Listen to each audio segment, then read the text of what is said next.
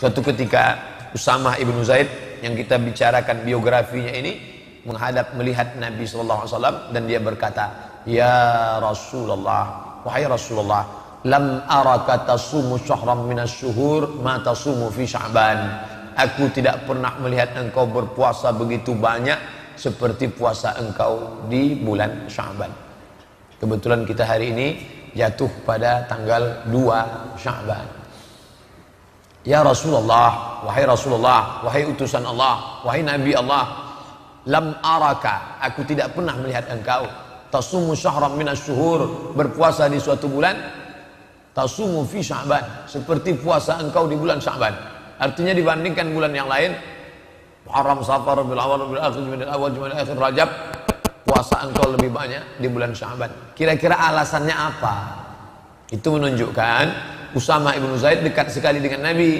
Dia tahu Nabi makan, Nabi tak makan, Nabi puasa, Nabi tak puasa. Dia tahu bahwa Nabi puasa bulan ini lebih dari bulan yang lain, menunjukkan kedekatan yang luar biasa. Ini juga menunjukkan bahwa sahabat Nabi itu tidak menelan ajaran Islam bulat-bulat.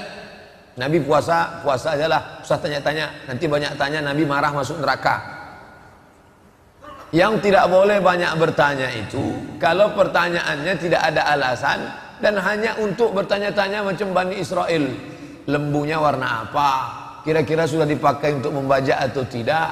Kira-kira umurnya berapa? Pertanyaan yang tidak membawa kepada amal. Pertanyaan skolastik. Pertanyaan hanya untuk wacana saja. Pertanyaan hanya untuk bertanya-tanya, mengetes-ngetes, menguji orang. Adapun pertanyaan yang efeknya berdampak kepada amal, ini menunjukkan bahwa antara Nabi dengan sahabat Nabi itu ada hubungan yang sangat erat. Ini juga menunjukkan sahabat itu tidak takut sama Nabi walaupun umurnya jauh. Jadi kalau sebelum hijrah dia lahir 7 tahun, berarti saat Nabi hijrah umurnya 7 tahun. Waktu Nabi hijrah umurnya 53 tahun. Bapak bayangkan ada umur anak 7 tahun, 8 tahun, 9 tahun, 10 tahun berdialog dengan orang berumur 53 tahun. Mungkin itu antara bukan lagi ayah dengan bapak, tapi antara cucu dengan kakek. Menunjukkan sahabat Nabi itu tak takut dengan Nabi. Nah, sekarang sebenarnya banyak yang mau saya tanyakan sama Ustaz itu tadi. Kenapa tak tanya? Takut saya nengok muka Ustaz itu. Berarti Ustaz itu tidak macam Nabi. Nabi sahabat tak takut. Bertanya dia. Beda sedikit takut sama segan. Segan itu mungkin karena wibawanya, karena hormatnya. Nah, jadi saya senang datang anak-anak bertanya, Ustaz, kemarin habis khutbah di masjid Darul Abrar, komplek DPR provinsi, selesai sholat Jumat, datang 2 orang anak kecil, masih SD. Ustaz Somad, ya salaman. Habis itu mau nanya apa? Mau foto Ustaz. Nah, bagus, artinya nanti dia nanya masalah hukum awal-awalnya. Nah, artinya mereka tak takut dengan Ustaz itu. Sahabat Nabi bertanya, begitu mereka bertanya kepada Nabi, ya Rasulullah, aku lihat engkau puasa lebih banyak di bulan ini melebihi bulan yang lain. Kira-kira alasannya mengapa? Nabi pun menjawab. Apa kata Nabi? Dzalika syahrun yaghfulu anhu nas baina Rajab wa Ramadan. Itulah bulan yang banyak dilupakan orang. Dia terletak antara bulan Rajab dan bulan Ramadan. Bulan Rajab orang ingat. Kenapa orang ingat bulan Rajab? Karena bulan Rajab disebut dalam Quran, walaupun tidak secara teks, tapi secara isyarat ada. Inna iddatas syuhuri indallahi 12 syahran fi kitabillah. Sesungguhnya jumlah bilangan bulan di sisi Allah yang tertulis dalam kitab Allah ada 4, ada 12. Minha arba'atun hurum. Ada 4 bulan haram. Dijelaskan dalam hadis Zulqa'dah, Zulhijjah, Muharram, Rajab. Bulan Rajab semua orang ingat. Orang jahiliyah pun memuliakan bulan Rajab. Sampai-sampai mereka tidak mau membunuh bapaknya, membunuh orang yang membunuh bapaknya. Jumpa dia dengan pembunuh bapaknya, takkan dia hunuskan pedang. Kenapa? Karena ini bulan Rajab, bulan mulia, haram berperang. Bulan Ramadan semua orang tahu bulan Ramadan. Kenapa? Fihi lailatun khairum min alfi syahrin. Karena di dalamnya ada 1 malam, kalau beramal lebih baik daripada 1000 bulan. Tapi ada 1 bulan, yaghfulu anhun nas, banyak orang melalaikannya. Beramal di bulan yang dilalaikan orang, pahalanya besar. Beramal di saat waktu orang lain lupa, pahalanya besar. Contoh, malam, semua orang tidur, wan nasu niyam, semua manusia tidur. Makanya pesan Nabi, wa tusalli fil laili wan nasu niyam. Salatlah engkau di tengah malam ketika orang sedang tidur. Karena beramal pada saat orang lalai itu pahalanya besar. Samalah seperti pada saat malam Idul Fitri. Malam Idul Fitri itu kadang SMS kita tak sampai pagi. Kenapa? Karena semua orang mengucapkan selamat Idul Fitri, selamat Idul Fitri, selamat Idul Fitri. Tapi pada saat orang lalai, di situ jaringan lancar. Maka carilah ketika orang lalai. Dunia ini sekarang hampir tak ada orang lalai. Di tengah malam kita anggap orang lalai, orang menjerit-jerit di tengah jalan. Gol! Hampir tak ada orang lalai. Tidak ada orang lalai untuk mengisi dunia, tapi lalai kepada Allah Ta'ala banyak. Carilah saat-saat orang lalai itu. Ini amat sangat penting. Sekarang orang banyak melalaikan Allah di saat ini. Ini beribadah. Ini terisyarat, tertulis isyarat bahwa beribadah pada saat orang lalai keutamaannya amat sangat luar biasa. Sekarang Pak Ustadz, banyak orang lalai waktu khotib naik mimbar. Waktu khotib naik mimbar banyak orang lalai tidur. Bangunlah situ, tengok wajah khotib itu, dengarkan baik-baik. Ini keutamaan di saat beramal. Alasan yang kedua, kata Nabi SAW, bulan itu, pada saat bulan yang orang lalai, bulan Sya'ban itu, apa dia? Allazi, yang pada saat itu yurfa'u fihil a'mal, turfa'u fihil a'mal. Pada bulan itu diangkat catatan amal manusia. Wa uhibbu an yurfa'a amali wa ana sha'im. Aku ingin ketika ila rabbil alamin, turfa'u fihil a'mal ila rabbil alamin. Pada bulan itu diangkatlah amal orang selama setahun kepada Allah Subhanahu wa taala. Wa uhibbu an yurfa'a amali wa ana sha'im. Aku ingin, aku suka, aku cinta ketika amalku itu diangkat, aku dalam keadaan berpuasa. Imam Ibnu Rajab Al-Hambali dalam kitabnya Fathul Bari, Syarah Sahih Al-Bukhari. Imam Fathul Bari ada dua. Satu Fathul Bari ditulis oleh Imam Ibnu Hajar Al-Asqalani. Satu lagi adalah ditulis oleh Imam Ibnu Rajab Al-Hambali. Imam Ibnu Rajab mengatakan, amal diangkat itu 3 kali. Amal harian, amal mingguan, amal pekanan, amal tahunan. Amal harian itulah yang diangkat setelah sholat asar. Makanya utama beramal sholat berjamaah, sholat asar. Sholat asar berjamaah, sholat sama dengan malaikat. Sholat subuh berjamaah, sholat sama dengan malaikat. Lau ya'lamuna ma fil atamati was subhi. Kalau andai dia tahu pahala sholat subuh berjamaah, la atauhu mahabwan. Mereka akan datang walaupun merangkak. Malaikat yang menjaga malam tadi, dia akan naik pada subuh ini, gantian dengan malaikat yang turun pada saat subuh. Mereka akan berjaga untuk siang menjelang asar. Nanti waktu asar, buku catatan amal dari sholat subuh ke sholat asar itu diangkat. Ini amal harian, kata Imam Ibnu Rajab Al-Hambali. Kemudian ada amal pekanan, itu saya tak sebut mingguan. Minggu diambil dari kata minggu, artinya hari menyembah Tuhan. Sedangkan kita sebut pekan, sepekan. Kenapa pekan? Karena biasanya satu pekan ada pekan, yaitu selama 7 hari. Jumat, Sabtu, Ahad, Senin, Selasa, Rabu, Kamis. Maka pada hari Kamis dianjurkan berpuasa Kamis. Aku ingin pada saat amalku sepekan itu diangkat, aku juga dalam keadaan berpuasa. Dan ada amal rapel selama 1 tahun, catatan full, yaitu amal kita dari sejak mulai Ramadan tahun lalu, Ramadan, Syawal, Zulqa'dah, Zulhijjah, Muharram, Safar, Rabiul Awal, Rabiul Akhir, Jumadil Awal, Jumadil Akhir, Rajab. Maka selama 11 bulan diangkatlah catatan amal kita pada bulan Sya'ban. Wa uhibbu an yurfa'a amali wa ana sha'im. Aku ingin ketika amalku itu diangkat, aku dalam keadaan berpuasa. Pada saat amal harian dilaporkan kepada Allah, Allah bertanya kepada malaikat. Allah bertanya bukan Allah tak tahu. Allah bertanya dalam banyak ayat, dalam banyak hadis. Allah bertanya, begitu cara Allah mau ngasih tahu kepada orang yang tak tahu. Saya mau kasih tahu ke mahasiswa, Tapi saya ingin bagaimana supaya mereka mendengar jawaban saya ini menjadi segar. Ada rasa ingin tahu.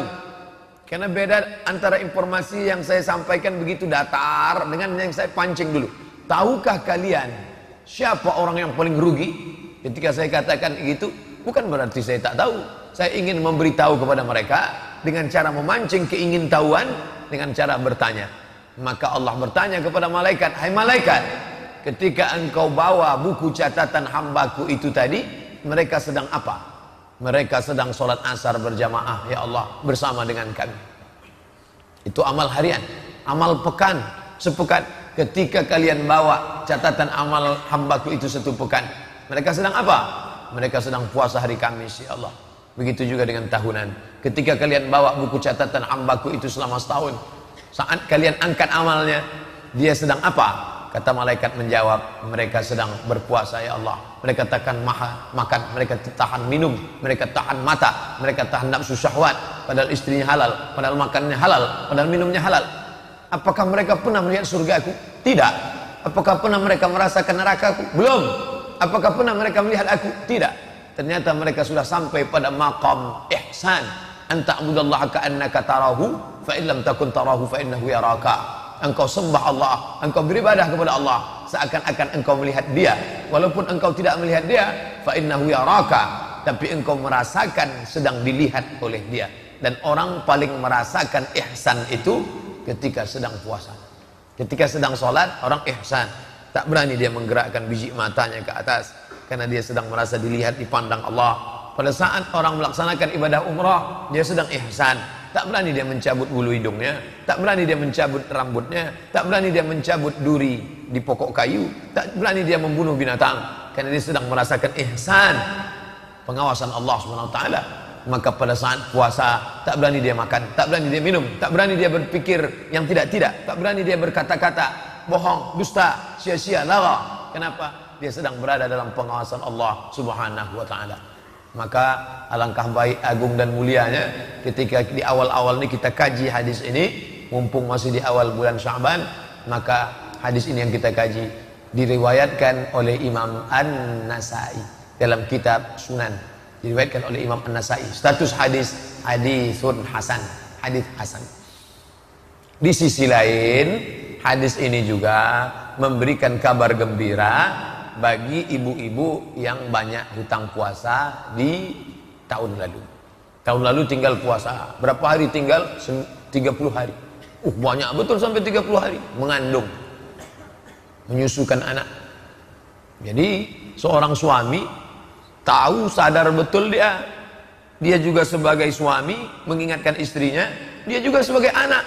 Kita ini laki-laki sebagai suami satu kali, sebagai anak satu kali, sebagai abang satu kali, sebagai adik satu kali, sebagai paman satu kali. Ada perempuan di sekitar kita, ada beberapa perempuan yang itu di bawah pengawasan kita. Bukan kita dicari orang pada saat mau menikahkan anak kemanakan saja, tapi juga adalah sebagai laki-laki yang bertanggung jawab terhadap ibadah mereka.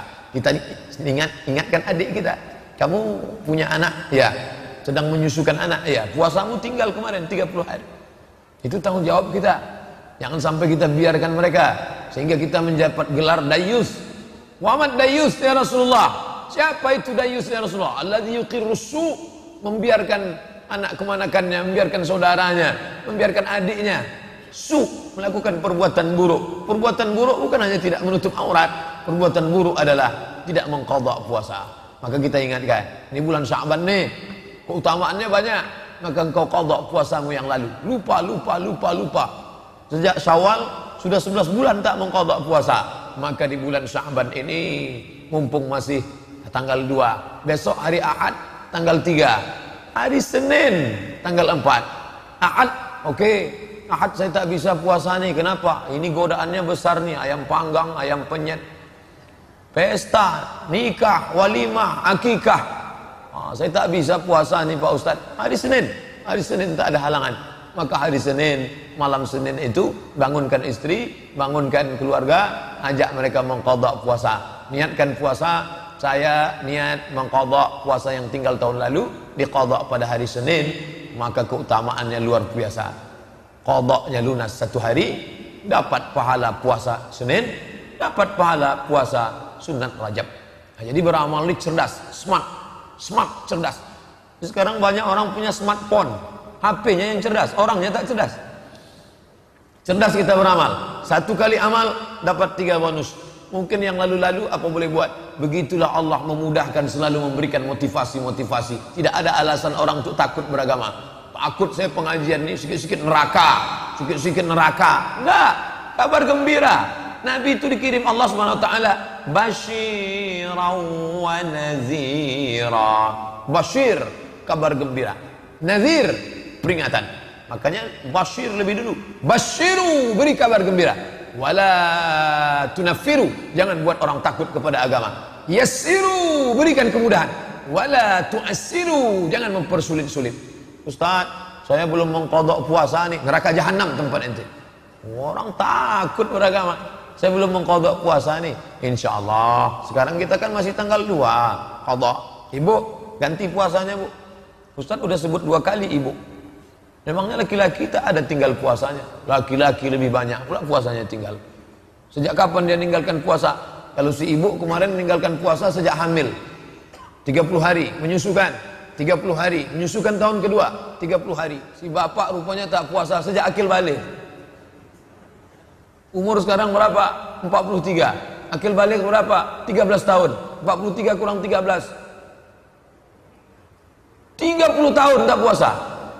1 tahun 30 hari, 30 tahun 3 kali 3 900 hari tak puasa. Oleh sebab itu qadha, gantilah ini. Jangan disangka taubat selesai. Usolli sunat taubat rakaataini lillahi ta'ala. Puasa tinggal selesai. Ustaz Somad tu macam tak pernah aja tinggal puasanya. Dulu pernah. Sedang puasa saya, datang kawan saya bawa soto Medan. Ayo lamat makan kita, kata dia. Waktu itu masih sekolah. Akhirnya batal puasa, tapi udah saya ganti dah. Yang lalu-lalu itu diingat qadha. Oleh sebab itu, maka mungkin kita masa lalu pernah meninggalkan puasa, maka kita qadha. Faman kana minkum maridan, siapa yang sakit, au ala safarin, atau musafir, itu juga diganti. Fa iddatum min ayyamin ukhar, ganti di hari yang lain. Oh berat ini Pak Ustaz. Islam ini agama berat ini Pak Ustaz. Dia tidak berat, dia ingin kita sehat. Qadha saja istiqamah, Senin Kamis 8 hari dalam sebulan. Senin Kamis 8, 10 bulan 80 hari. Tambah Rajab, tambah Sya'ban full. Maka bisa dia setahun itu 100 hari. Bisa lunas puasanya. 1 tahun 100 hari, 9 tahun 900 hari. Orang yang tak puasa selama 30 tahun pun bisa lunas. Badan sehat. Ternyata makanan yang kita makan itu semuanya mengandung racun. Makan apel, apel tidak busuk, tidak dimakan ulat, dibelah, tak ulat. Coba jambu air di belakang rumah kita belah, berulat. Kenapa apel tak berulat? Karena disemprot pestisida, racun. Padi, dulu padi dimakan wereng. Kenapa padi sekarang gemuk-gemuk, berasnya enak? Rupanya padi pun bercampur racun pestisida, menggumpal di dalam darah, menjadi cancer, C-A-N-C-E-R, cancer kata orang barat. Orang kita payah menyebut cancer. Kenapa Pak Pulan? Kanker. Nah, ini apa obatnya? Ternyata orang barat sudah menemukan obatnya, namanya terapi. Mereka takut makan obat, efek samping. Dimakan ini muncul penyakit lain. Maka mereka temukan terapi dengan cara menahan makan. Mereka tak tahu puasa, mereka sebut dengan fasting terapi. Fasting, tak makan berat, tak makan gandum, tak makan roti, tak minum susu. Pokoknya yang makan berat mereka tinggalkan. Selama berapa hari? 8 hari dalam sebulan. Dengan demikian, maka tubuh itu sendiri yang akan memakan racun-racun yang menggumpal di dalam darah, dalam daging, sehingga racun dimakan oleh tubuh. Itu mereka sendiri yang menemukan. Saya ketika ditunjukkan kertas ini ke saya, Ustadz ini ada terapi baru katanya bagus, tahan makan selama 8 hari dalam sebulan, maka badan kita akan sehat. Subhanallah, Masya Allah. Ternyata Nabi kita sudah mengajarkan itu. Bapak-bapak yang punya banyak hutang puasa di masa lalu, istiqomahlah dengan Senin Kamis.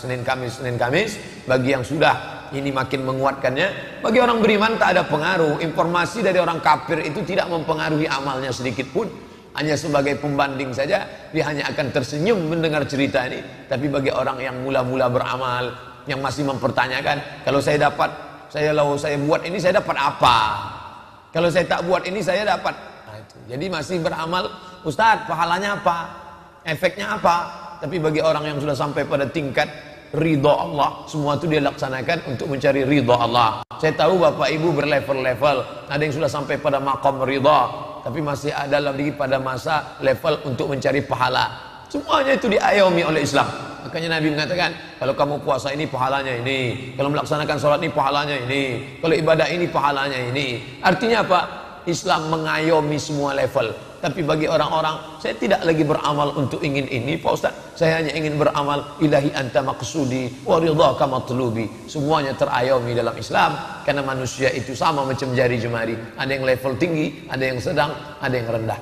Nah, apapun level kita, semua kita adalah hamba Allah yang merendahkan diri, mendekatkan diri kepada Allah. Salah satu ibadah utama adalah ibadah puasa. Sampai-sampai dikatakan Allah akan menjauhkan dia beratus musim. Satu tahun ada 4 musim. Musim saif, musim panas, musim syita, musim dingin, musim kharif, musim gugur, musim rabi', musim bunga. Maka orang yang berpuasa, Allah sudah menjauhkan dia dari sekian puluh musim bertahun-tahun dari neraka jahanam. Bahkan di antara husnul khatimah, mati dalam keadaan melaksanakan puasa. Pak Fulan meninggal kenapa? Meninggal dia sakit Pak Ustaz, tapi kemudian dia rajin puasa sunat, meninggal dia. Meninggalnya bukan karena puasa itu. Jangan pula dibalik. Kamu jangan puasa sunat, Pak Anu kemarin meninggal gara-gara puasa, itulah dia mati. Enggak, Allah ingin dia mati dalam keadaan husnul khatimah, dalam keadaan pengawasan Allah, kering bibirnya, kering lidahnya, karena basah berzikir mengingat Allah, dan dia mati dalam menghadap Allah dalam keadaan berpuasa. Beberapa hari ini kita dikejutkan dengan beberapa video yang di-share, meninggal dalam keadaan membaca Al-Quran. Masya Allah, berapa banyak orang ingin, ya Allah, matikanlah kami dalam keadaan membaca Al-Quran, membaca surat Tabarak. Tabarakalladzi biyadihil mulku wa huwa ala kulli syai'in qadir, alladzi khalaqal mauta, dia yang menciptakan mati, wal hayata, dia yang menciptakan hidup, liyabluwakum ayyukum ahsanu amala. Meninggal pas dapat ayat itu. Masya Allah, keagungan yang diberikan Allah. Engkau adalah orang yang menemukan makam keutamaanmu pada ayat terakhir yang kau baca, liyabluwakum ayyukum ahsanu amala. Allah menguji, dibuatnya kau hidup sampai tanggal 2 Sya'ban ini karena Allah ingin melihat apa amal yang terbaik yang kau lakukan.